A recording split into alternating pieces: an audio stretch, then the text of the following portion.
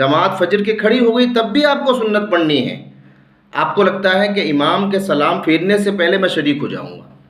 یہ سنتیں الگ ہیں.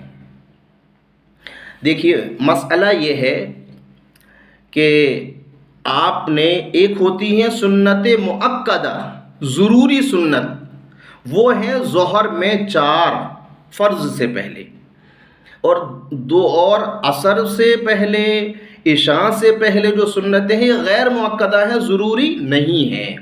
دونوں کے مسئلے الگ الگ ہیں. اب جو عشاء سے پہلے عصر سے پہلے سنتیں 4 ہیں، آپ نے وقت دیکھا نہیں، آپ نے نیت باندھ لی.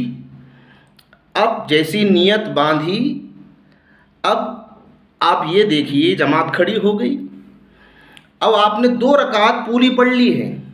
پڑھنی تو 4 ہیں، اور یہ سنتیں غیر مؤکدہ ہیں، عصر اور عشاء سے پہلے کی بتا رہا ہوں.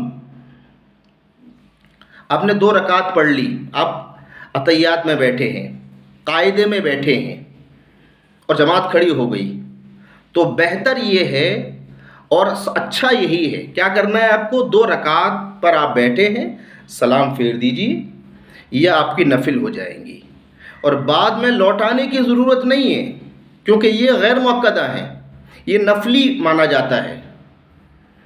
لیکن اگر آپ نے تیسری رکعت شروع کر دی، یعنی اتحیات پڑھ کر آپ کھڑے ہو گئے، تیسری شروع ہو گئی، سٹارٹ کر دی، اب آپ کو بہتر ہے کہ آپ کو 4 پڑھ کر جماعت میں شریک ہونا چاہیے. ٹھیک ہے؟ اب آئیے جو ضروری ہیں، ظہر سے پہلے کی 4 رکعت، آپ نے وقت دیکھا نہیں، نیت باندھ لی اور جماعت کھڑی ہو گئی.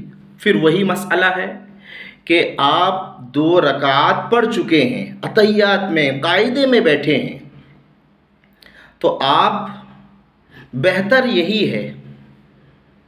بعض نے یہ بھی کہا ہے کہ نہیں سنت ضروری ہیں تو آپ 4 پوری پڑھ لیجئے، لیکن علماء نے کہا نہیں، بہتر یہ ہے کہ آپ 2 پڑھ چکے ہیں اور قاعدے میں بیٹھے ہیں، تیسری شروع نہیں کی، تو آپ سلام پھیر دیجئے. لیکن بعد میں آپ کو پھر قضا پڑھنی ہے. قضا کا مطلب فرض پڑھیے، اپنی 2 سنت 2 نفل، اس کے بعد آپ کو 4 پڑھنی ہے، کیونکہ یہ سنت مؤکدہ ہیں، ضروری والی سنت ہیں. ایک سلام سے 4 رکعت پڑھنی ہوتی ہیں. اور عصر اور عشاء سے پہلے کی ایسا نہیں تھا، آپ نے 2 پہ سلام پھیرا، بس کافی ہے، لوٹانا ضروری نہیں ہے. لیکن یہاں 2 رکعت پر آپ نے سلام پھیر دیا.